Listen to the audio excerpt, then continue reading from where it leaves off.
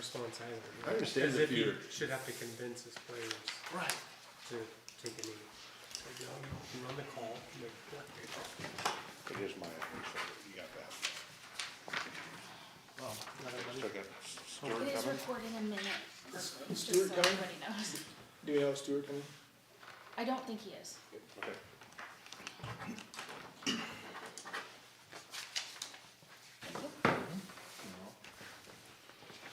you.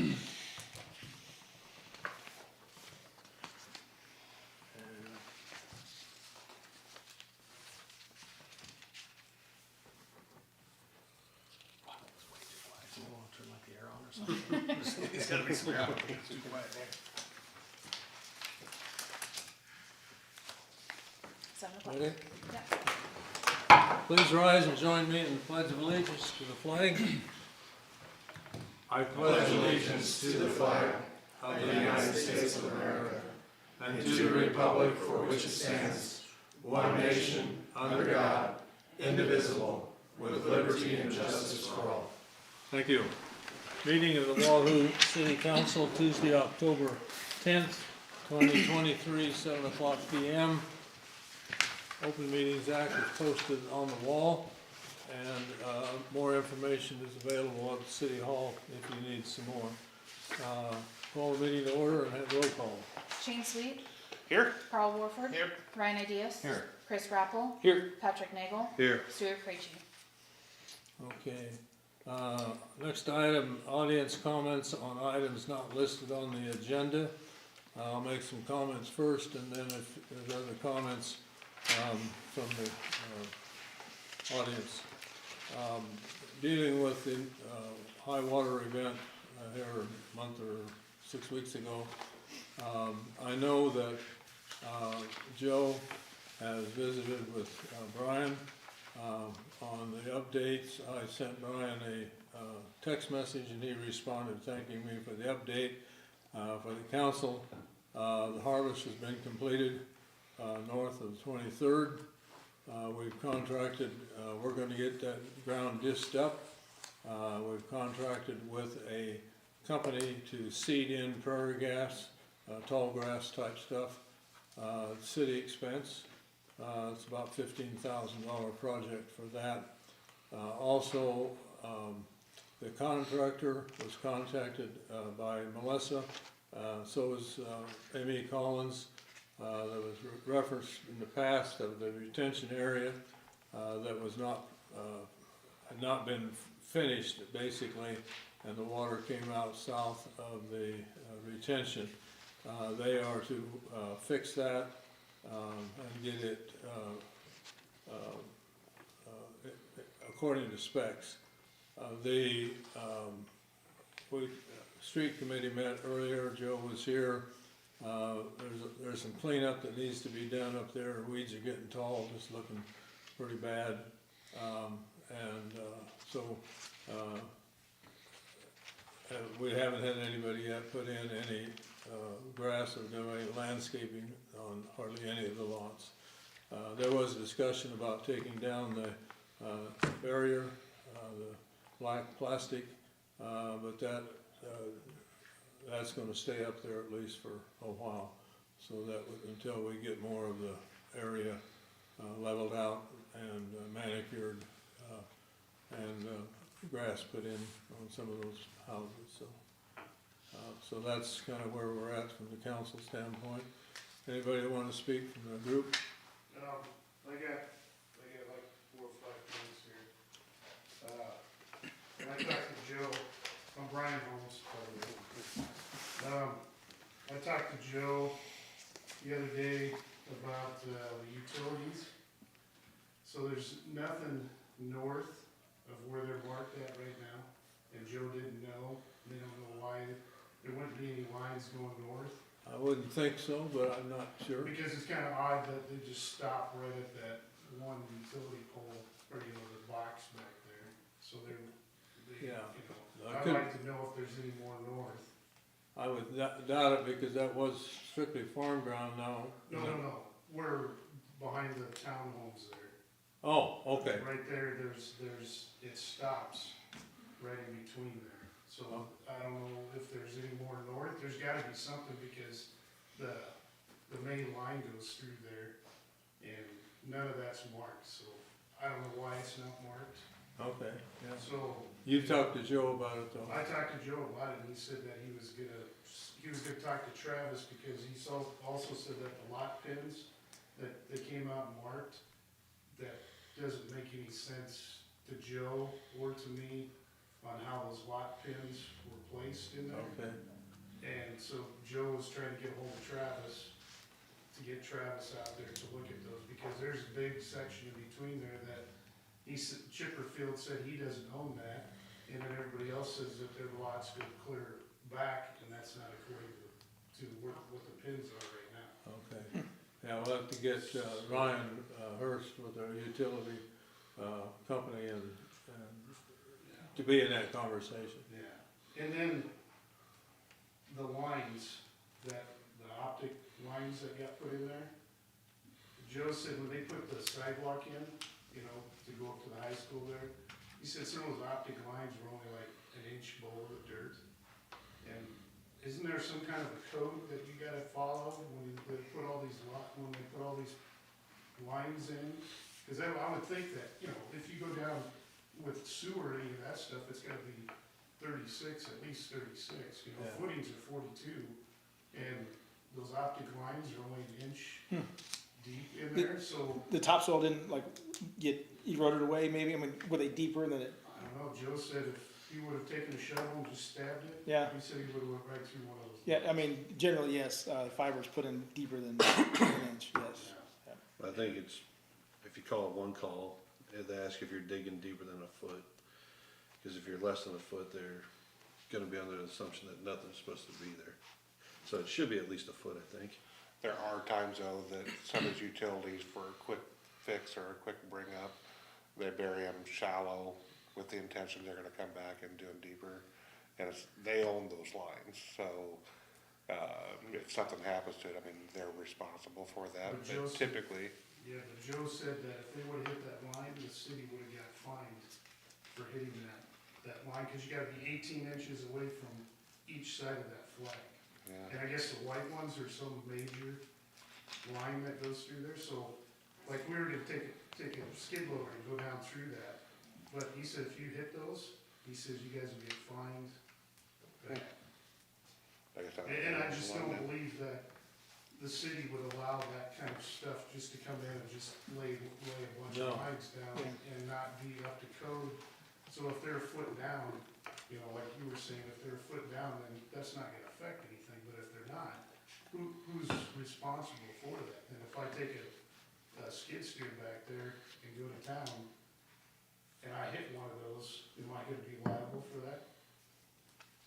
You know? We don't wanna find out. Yeah, Well, No. I mean, I wanna find out, and I get fined, or, you know, we get Yeah. fined for all that, but, you know, I mean, Shane's generally correct, which is to say, the way that it's supposed to work is that if you construct something in an area which not by design it's not supposed to be, then you are assuming the risk of somebody inadvertently Yeah. destroying your line, cutting your line, or otherwise, right?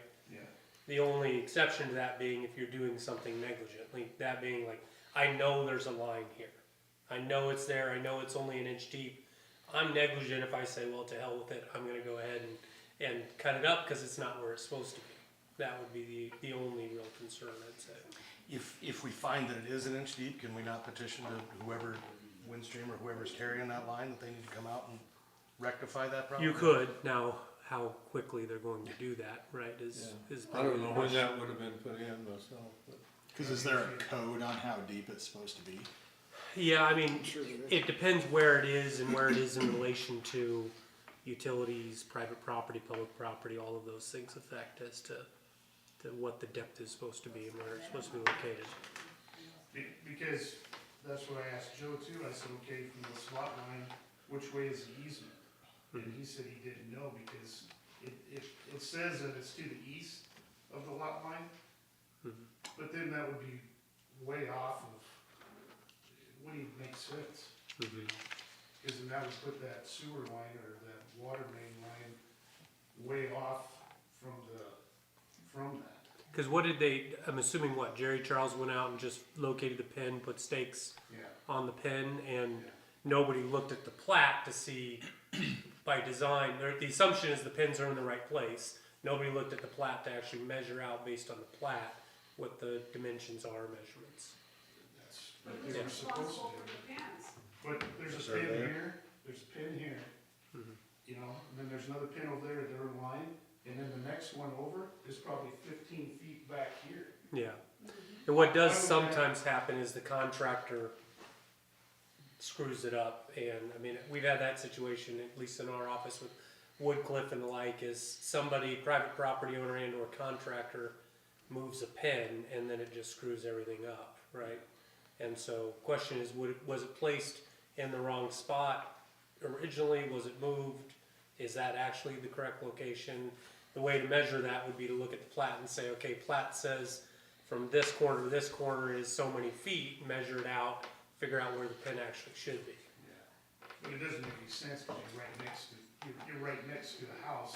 Yeah, Why would that pin be back 15 Yeah. feet and this one over here be? I'm assuming it was you know, probably there's moved. something wrong there. Yeah. That's what Yeah. Joe didn't realize either. Yeah, He said it doesn't make any sense. And then,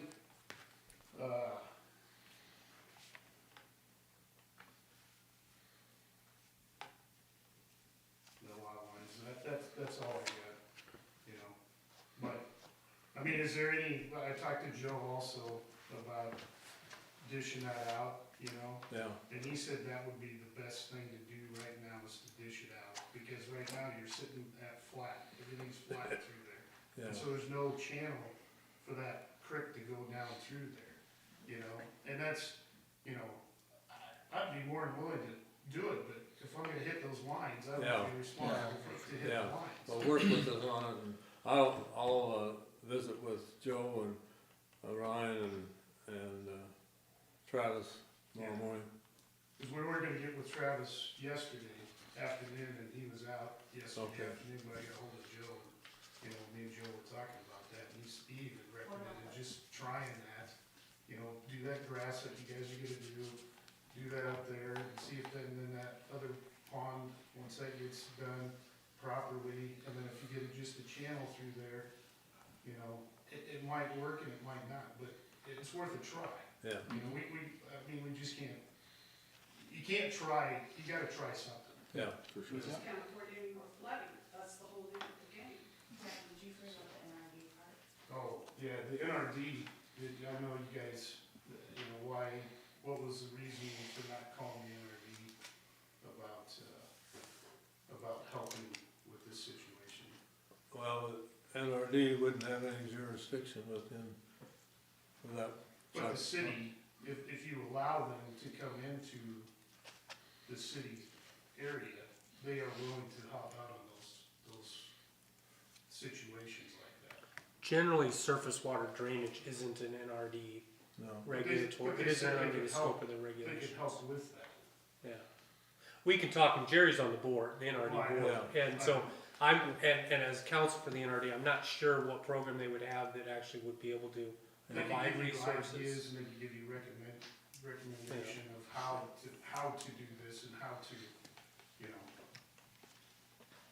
Cause when I was talking to them, they said on the north side of 23rd, that should be a pond basically there, and those culverts should be reduced yeah, down.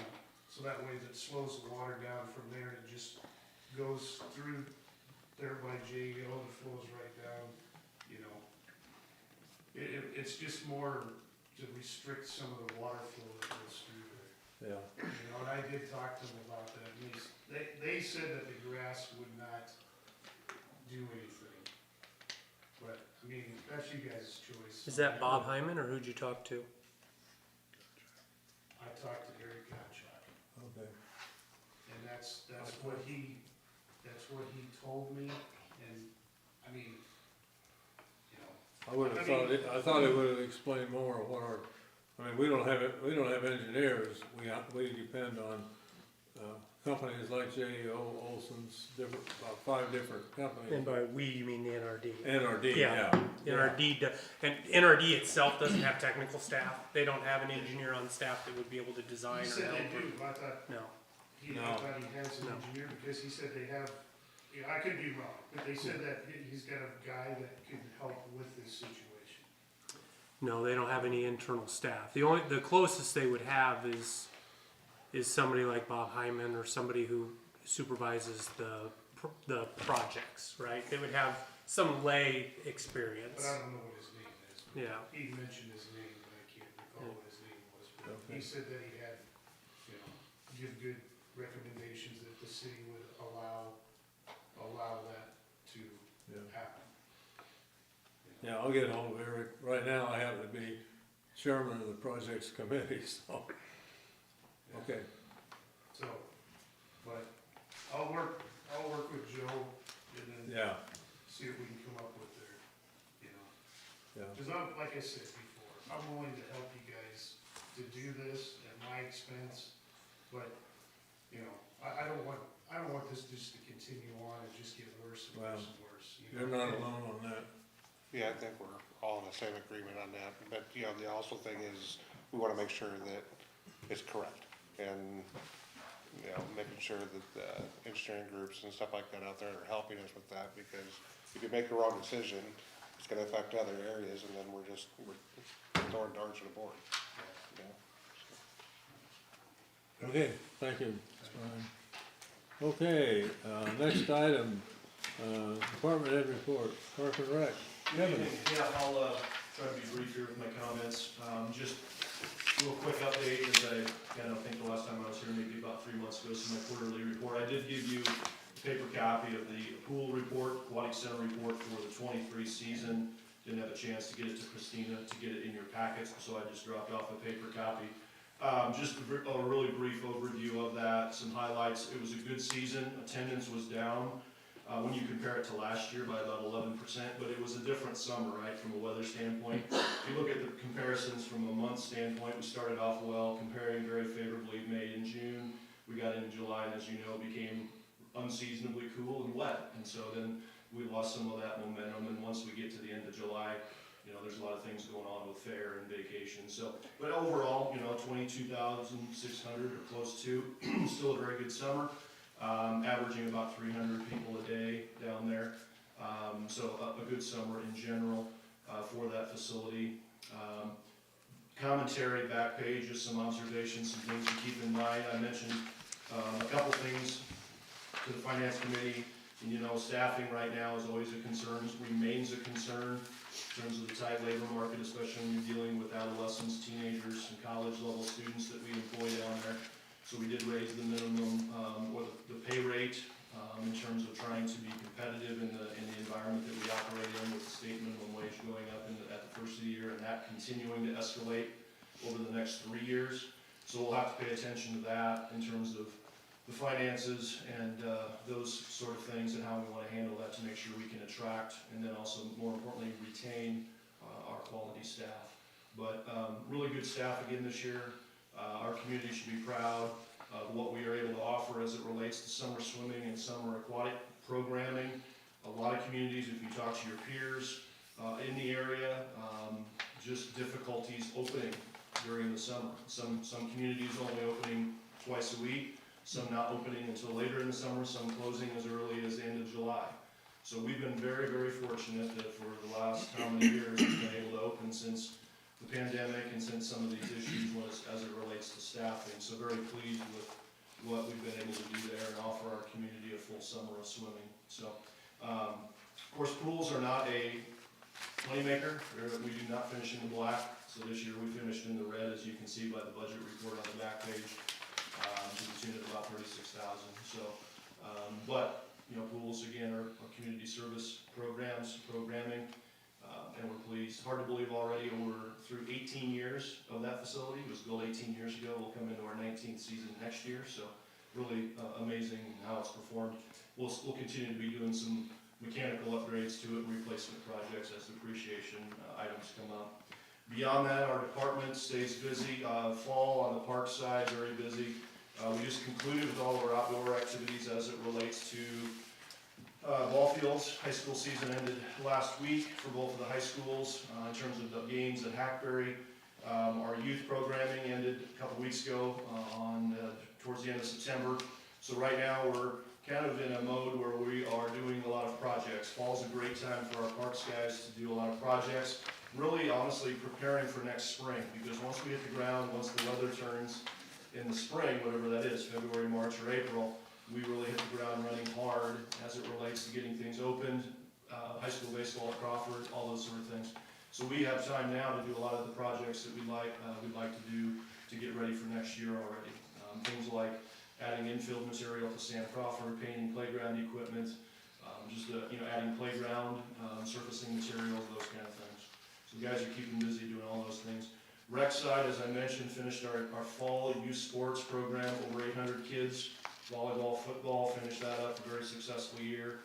Bob Schmidt leads up that program, and we had really good participation this year, especially from outside of the community in Saunders County, even as far away as Butler County, Shelby, Rising City, David City area, North Bend as well. Senior services remains vibrant. Our meal program remains steady and growing.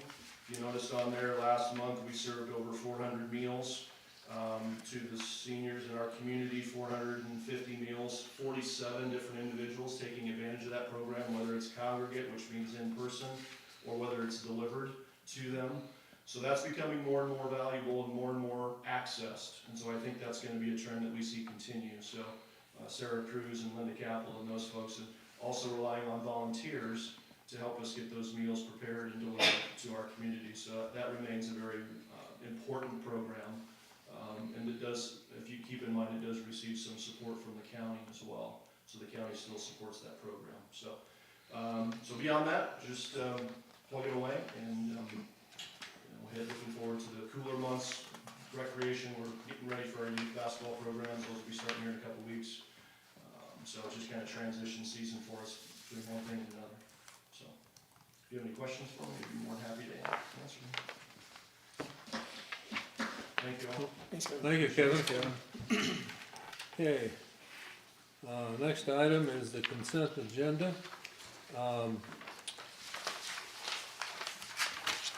3 and 4, 3, the uniforms, there's been a lot of effort put into it by the department heads, analyzing who needs more uniforms, what type of uniforms they need, if they're linemen and things like that, and a comparable allowance for the employees.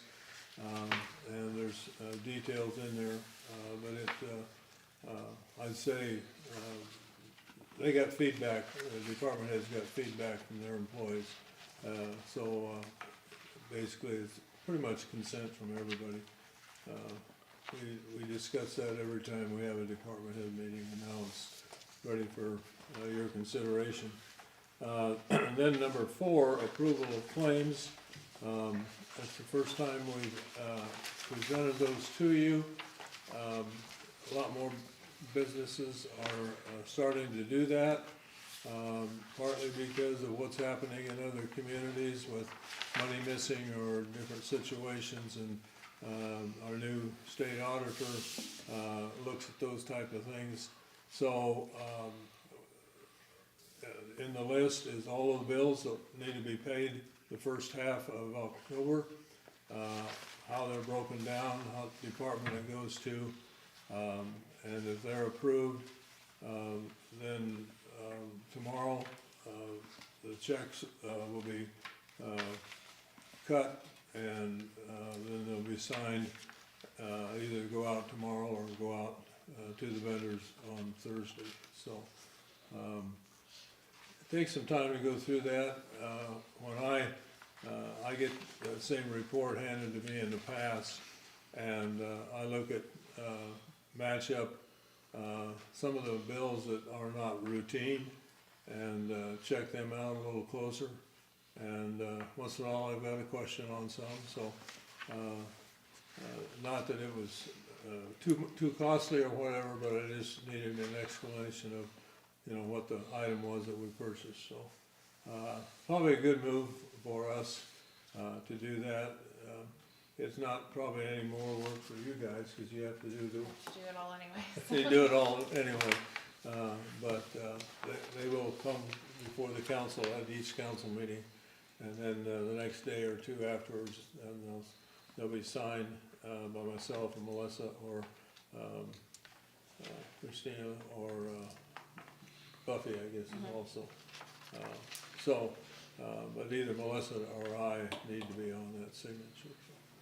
So any questions on the consent agenda? You see some things after you see this report, have a question, we'll probably come to Buffy. She's the one that kind of works most of it up, right?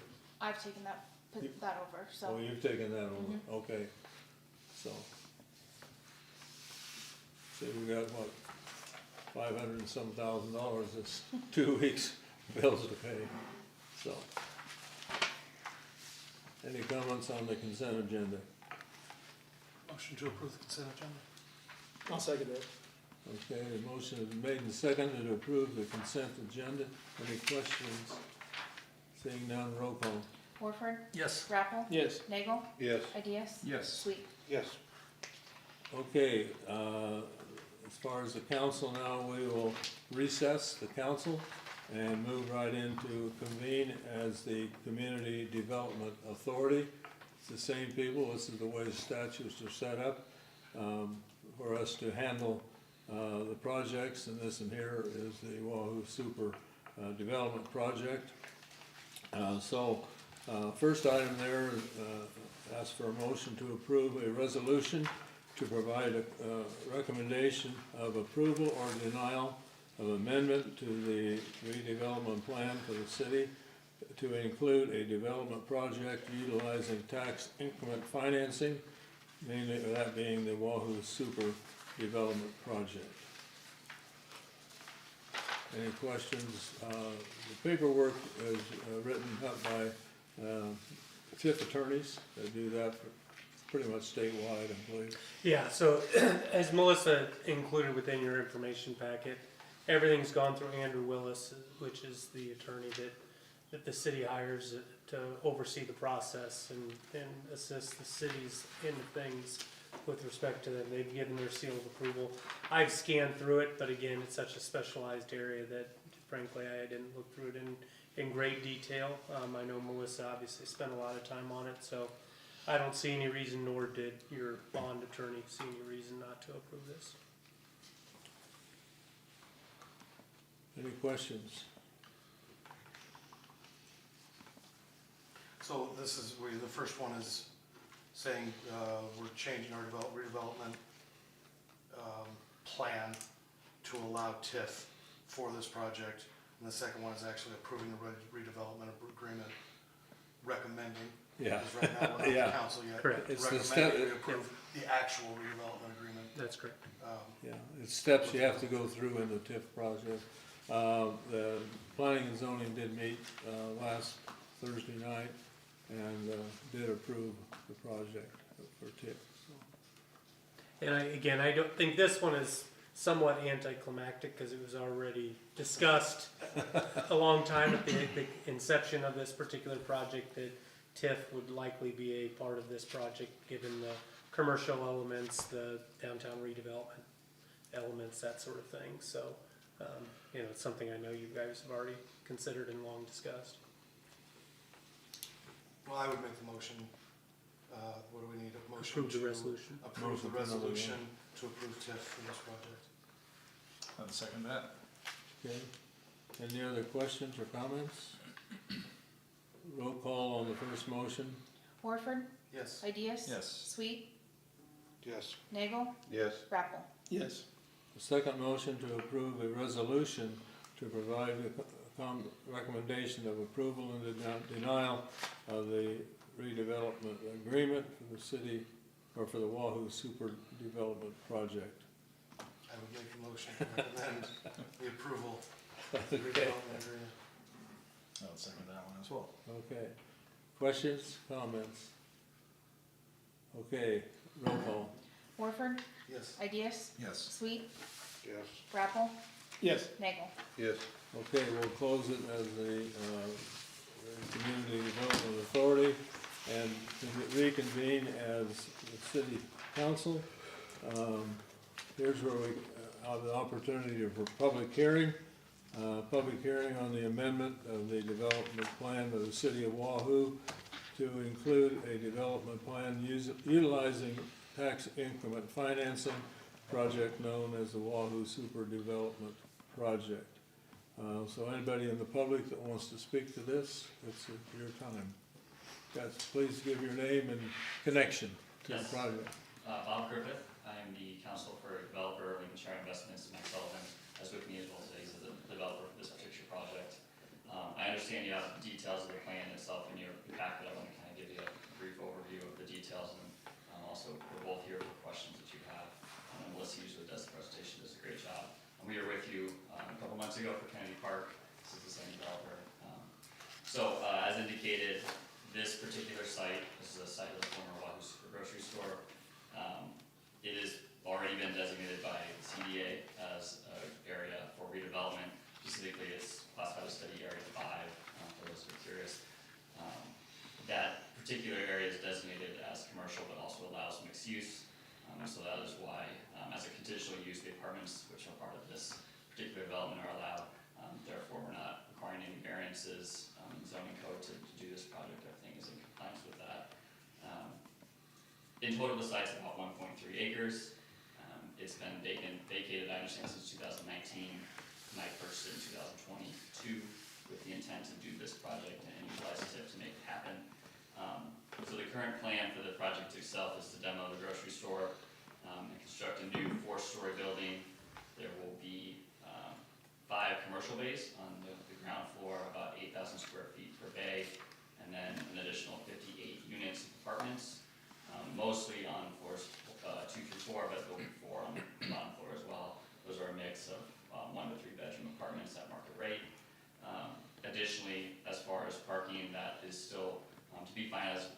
Working with the city to do that, but we anticipate about 74 surface stalls and 7 garage stalls.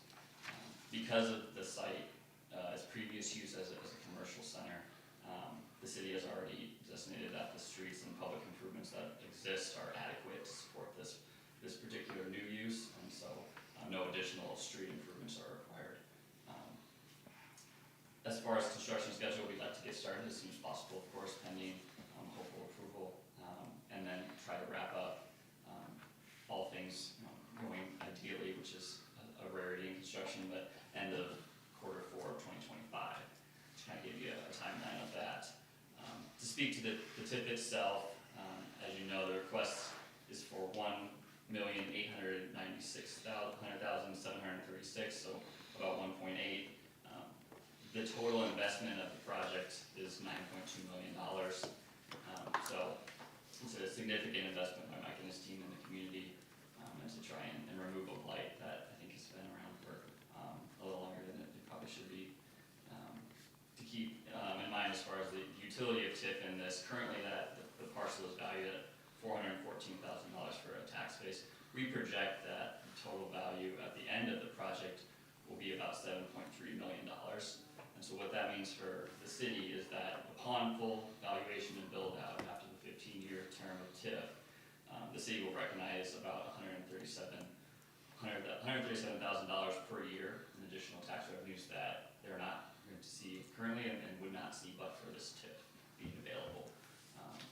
Part of the requirement to get the TIF funding by state statute and the constitutional law in Nebraska is that but for this TIF money, the project wouldn't happen.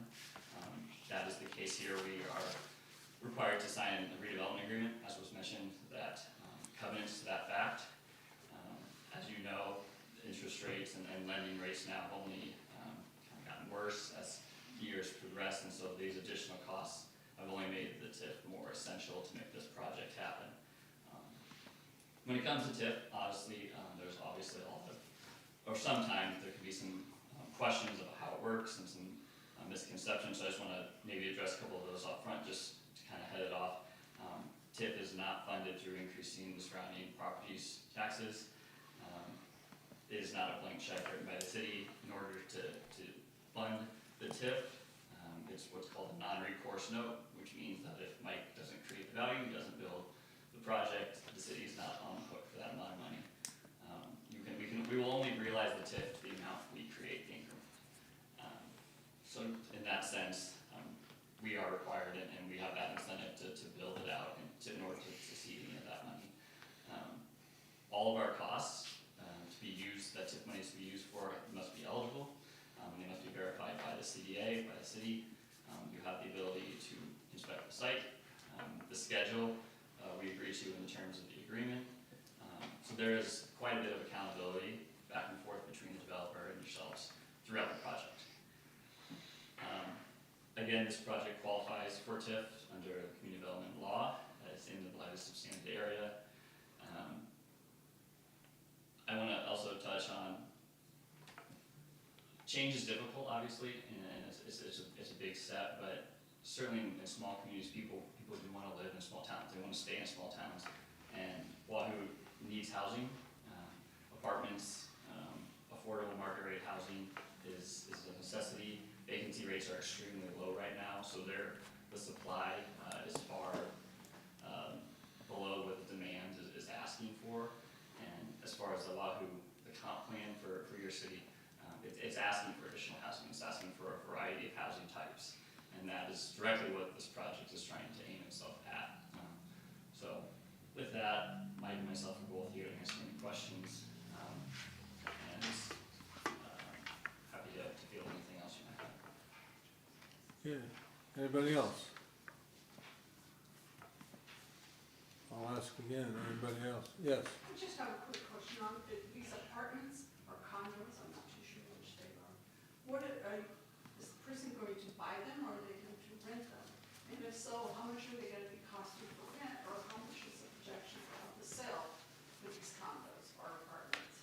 I'm not too sure how they're. yeah, Mike, Yeah. I can answer that. I'm Mike Sullivan. They'll be owner owned. The whole building will be owned by us, and it will be the operator as well. So it'll be rented and managed by us as well. There'll be market rate apartments. Market rate is kind of a generic Well, term. I understand So- that, but I'm asking, are they gonna be $3,000 a month, or are they gonna be $4 or $5, or are they gonna be $1,500? You have to have kind of a clue what you're gonna charge for these I condos. do have kind of a clue, but there's a lot of bogeys that are moving that I depicts. understand that too. When I built my house, there was a lot of things that came into that, and I had to think what was gonna happen. So I'm asking you, as the contractor or the manager, you have projected how much you think these are gonna rent for. These will not, the one bedrooms and two bedrooms will not be $3,000. They'll be well below what you would get for a mortgage of a house. And they'll be affordable market rate units that fit community, and affordable. Yeah, because Wahoo's not a rich community, it's an average community. We're not set like we are in Omaha or Lincoln, where there's a lot of money there. Sure. I think Wahoo is a community rich for growth, and it has a need for I agree. certain style of apartments, and these style of apartments will kind of fit that need. So, I'm not trying to guess around the exact Well, you number, are, but but I Yeah. get it, because that's what, What's square footage of it? so one bedrooms will be 750 square feet. Two bedrooms will be around 900 square feet. so they're not over big, I mean, they're not, No, they're huge, not the size of a house, but you're not even pushing 1,000 square feet for an apartment. If it's a 3-bedroom apartment, you're not even maybe pushing 1,200 at the most. The ones on the ground level, which face the park, and are on Beach Street, will be a little larger. They'll be kind of like townhomes, which is kind of cool. So they'll be select down with those. Okay. good question. Would comment, we have discussed this, normally, in agreement with the school system, we did not TIF anything up on North Highlands, because that's homes that are purchased, and most likely those people have families that will be going to school. In this situation here, apartments, it's younger people, most likely, might have a small child or so. Eventually, I'm sure they would move into, own their own home type thing. Now, this could be elderly housing also. It does fit a lot of situations that elderly people need, crossing the civic center, the senior center, close to banks, stores. So it's not just young people, it could be some older people. But by no means am I against it, please don't. No, I'm just was curious, how big are these apartments gonna be? Yeah. What's the average cost gonna cost for a family? yeah, Yeah, and to Jerry's point, I think what Jerry's getting at is that typically the city would never approve a TIF project on a residential style construction. Didn't for Wilmer Ridge, didn't for North Highlands, typically would never do so. As the discussion you guys have had in the past, the primary driver for why this is viewed as being an eligible TIF project is it has commercial structures and elements, which typically the city would use TIF for those types of structures, and it is located in a downtown area that the city really has an interest in seeing something happen with. Yeah. So, but for those two things, if you're talking apartments down on North Chestnut, I think, and it was only that, this wouldn't get approved. Is, I believe, the city's position. So this isn't low housing income that some of these apartments would be used for or anything, 'cause I own apartments too, so, you know, it's not, is it gonna be something like that? No. For that? No? No. None of them will be? No. Yeah, and that's the distinction between this and others, just to make clear, I think, on the record, because we've talked about this in the past and other records, is that those commercial units, I think, was the biggest driver as to why the city's open to TIF on this particular project, where it typically would not be for an apartment complex. And there is accommodations for some more parking in the area, plus what's on the campus. Oh, okay. Yeah. Any other questions from the public? If not, I'd entertain a motion. Close the public hearing. Second. Second. Roll call. Warford, Yes. Ideas, Yes. Rappel, Yes. Nagel, Yes. Sweet. Yes. Okay, now we have, two motions, basically the same type of motion, only now you're City of Wahoo. Motion to approve the resolution, the amendment of the development plan for the city to allow for the Wahoo Super redevelopment project. Can I just say motion B? Okay, That one, that motion. Is there a second? I'll second that. a lot of words in there. Any other questions? Roll call. Warford, Yes. Rappel, Yes. Nagel, Yes. Sweet, Yes. Ideas. Yes. Okay, that was a resolution, now the motion to approve the redevelopment agreement for the Wahoo Super redevelopment project. So moved. Second. Questions? Roll call.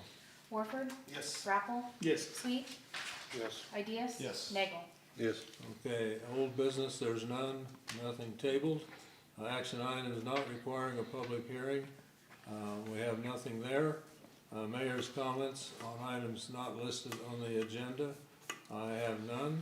Council members, do you have any comments that needs to be on probably a future agenda or comments?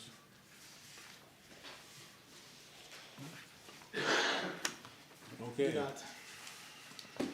entertain a motion to adjourn. Second. Okay.